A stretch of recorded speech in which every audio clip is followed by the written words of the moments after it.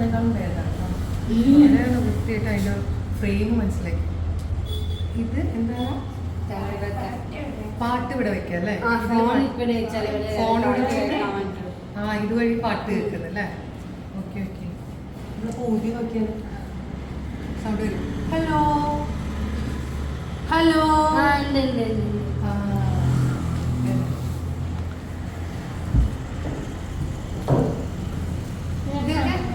കമ്മല് അല്ലേ?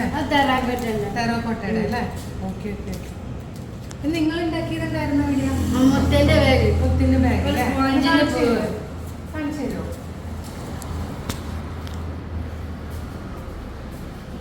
മുത്തിന്റെ ബാഗ് അടിപൊളി, നല്ല ഭംഗിയുണ്ട് കേട്ടോ. അഞ്ചാണ് ചെയ്തതാണ്. ഇതോ സ്പോഞ്ചിന്റെ ഒക്കെ. ഓ സ്പോഞ്ചിന്റെ അതിന് വന്നിട്ടില്ലേ?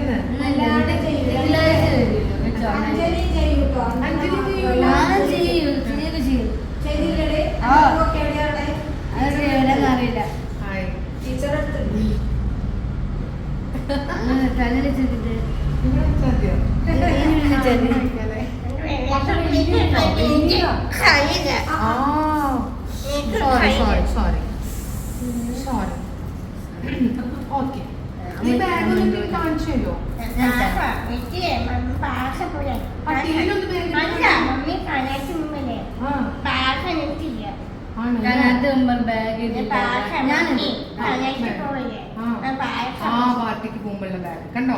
ഇങ്ങനെയാണ് ഇട്ടിട്ട്. നമ്മളതിൽ ഫോണൊക്കെ ഇട്ടിട്ട് സൂക്ഷിക്കണം അല്ലേ? നല്ല പോസ്. എന്നിട്ട് ഇതിനെ കാണിച്ചു കൊടുക്ക.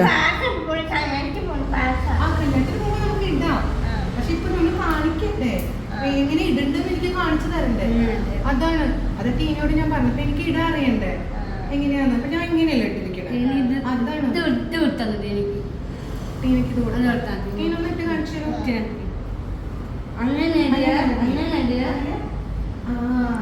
ഹായ്.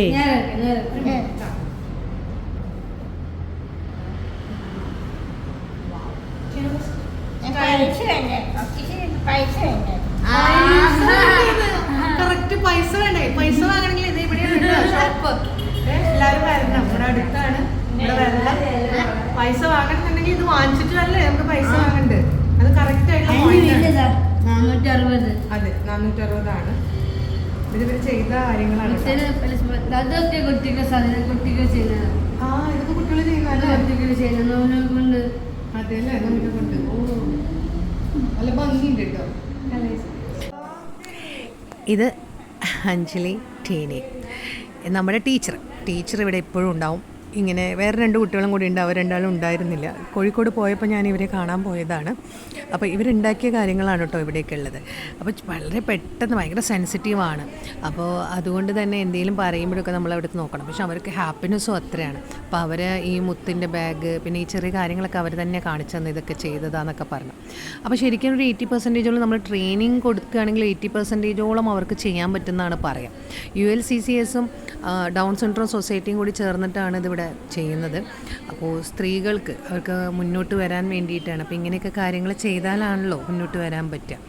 2 പേര് നല്ല രസമാട്ടോ. നമ്മൾ സംസാരിക്കുമ്പോൾ നല്ല രീതിയിലാണ് അവർ കൊണ്ടുവരുന്നത്. ഇനി ഇത് ഒരുപാട് സ്ഥലങ്ങളിലേക്ക് ഇങ്ങനെ ഈ ഒരു പദ്ധതി കൊടുക്കണം, ആൾക്കാരെ ട്രെയിൻ ചെയ്യിപ്പിച്ചെടുക്കണം എന്നൊക്കെയാണ് അവരുടെ ആഗ്രഹം എന്ന് പറഞ്ഞു.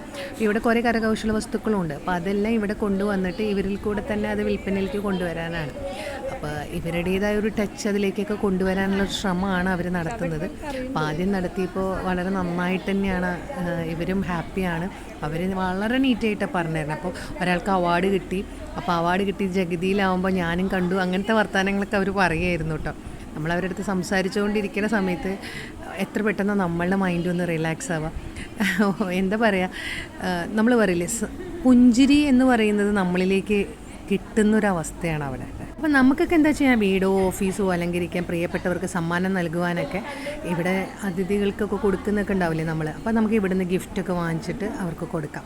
അപ്പോൾ അത് ഇവരെ സഹായിക്കുന്ന രീതിയിലാണ്. കാരണം അവരുണ്ടാക്കിയത് സൊസൈറ്റിയിലേക്കും കൂടി എത്തട്ടെ, അങ്ങനെയാണ് നമുക്ക് അവരെ സഹായിക്കാൻ പറ്റുന്നത്. അല്ലാതെ വേറൊരു സഹതാപ തരംഗങ്ങളല്ല ആവശ്യം. ആൾക്കാരെ തിരിച്ചറിയണം, അവരെയും നമ്മളുടെ ഒപ്പം കൊണ്ട് നടക്കേണ്ടവരാണെന്നുള്ള യാഥാർത്ഥ്യമാണ് നമ്മളൊക്കെ ഉൾക്കൊള്ളേണ്ടത്. പലപ്പോഴും പഠനത്തിൻ്റെ ഭാഗമായിട്ട് നമുക്ക് കമ്മ്യൂണിറ്റി വർക്കും കാര്യങ്ങളൊക്കെ ആയിട്ട് നമ്മൾ പോകുമ്പോഴും ഇങ്ങനെ ഇവരെ ട്രെയിൻ ചെയ്യിപ്പിച്ചിട്ട് ഇവർ സ്വന്തം കാലിൽ നിൽക്കുന്ന രീതിയിൽ എത്തുന്നത് കാണുമ്പോൾ ഉണ്ടല്ലോ ഭയങ്കര ഒരു പ്രൗഡ് ഫീലാണ്, റിയലി പ്രൗഡ് ഫീലാണ്. ഇനിയും മുന്നോട്ട് കൊണ്ടുപോകണം, ഒരുപാട് കുട്ടികളെ ട്രെയിൻ ചെയ്യിപ്പിച്ചെടുക്കണം, അവരുടെയൊക്കെ ജീവിതത്തിൽ മുന്നോട്ട് കൊണ്ടുപോകാൻ അവർക്കും സാധിക്കണം. ഈ ഒരു പുഞ്ചിരിയേക്കാൾ വലുത് വേറെ എന്താണുള്ളത്? നമ്മുടെ ജീവിതത്തിൽ മറ്റുള്ള ആളുകൾക്ക് വേണ്ടിയിട്ട് നമുക്ക് ചെയ്യാൻ പറ്റുക എന്ന് പറഞ്ഞാൽ അത് പ്രധാനപ്പെട്ടൊരു കാര്യമാണ്. ഇവിടെ ടീച്ചറൊക്കെ ചെയ്യുന്നത് അത് തന്നെയാണ്. നമുക്ക് ചെയ്യാൻ പറ്റുന്നത് അവിടെ ചെല്ലാം, അവിടെ നിന്ന് ഗിഫ്റ്റുകളും സാധനങ്ങളും വാങ്ങിച്ചിട്ട് നമുക്ക് പർച്ചേസ് ചെയ്യാം, ആളുകൾക്ക് ഗിഫ്റ്റ് കൊടുക്കാൻ പറ്റും. അതൊക്കെ ഏറ്റവും പ്രധാനപ്പെട്ടൊരു കാര്യം. ആദ്യത്തെ ദിവസം പോകുമ്പോൾ ഞാൻ പറഞ്ഞില്ലേ, 2 പേരുണ്ട്, ഇവരാരും ഉണ്ടായിരുന്നില്ല. രണ്ടാമത്തെ ദിവസം പോയപ്പോൾ ഇവർ 2 പേരുണ്ടായിരുന്നു. അപ്പോൾ ഓരോ കാര്യങ്ങൾ ഇവർ ഡീറ്റെയിൽ ആയിട്ട് എടുത്ത് കാണിച്ചു തരികയാണ് കേട്ടോ ഉണ്ടായിരുന്നത്. ഇവിടെ ലാപ്ടോപ്പ് വയ്ക്കുന്ന ബാഗ് ഇതാണ് അതാണ് എന്നൊക്കെ പറഞ്ഞു. നമ്മളങ്ങോട്ട് കയറി ചെല്ലുമ്പോഴേക്കും അവർ ഓടി വരും നമ്മുടെ അടുത്ത്. എന്നിട്ടിങ്ങനെ അത് ഇതിനാണോ ഉപയോഗിക്കണേ, ഇത് ഇതിനാണോ ഉപയോഗിക്കണേ എന്നൊക്കെ അവരിരുന്ന് നമുക്ക് പറഞ്ഞു തരും. അപ്പോൾ ഏകദേശം കുറച്ച് നേരം നമ്മൾ അവരുടെ അടുത്തൊക്കെ സംസാരിച്ചിരുന്നിരുന്നു. അപ്പോൾ ഇതാണ് അവിടുത്തെ ഷോപ്പ്. അപ്പോൾ അവർ ജസ്റ്റ് ആദ്യം സ്റ്റാർട്ട് ചെയ്യുമ്പോൾ അവർ വിചാരിക്കാത്തതിനും കൂടുതൽ ആളുകൾ ഇപ്പോൾ ഇങ്ങനെ സപ്പോർട്ട് ചെയ്ത് കൊണ്ടുവരുമ്പോൾ അവരും ഹാപ്പിയാണ്. കൂടുതൽ ആളുകളിലേക്ക് എത്തിക്കുക എന്നുള്ളതാണല്ലോ നമ്മളെക്കൊണ്ടും ചെയ്യാൻ സാധിക്കുന്ന ഒരു കാര്യം.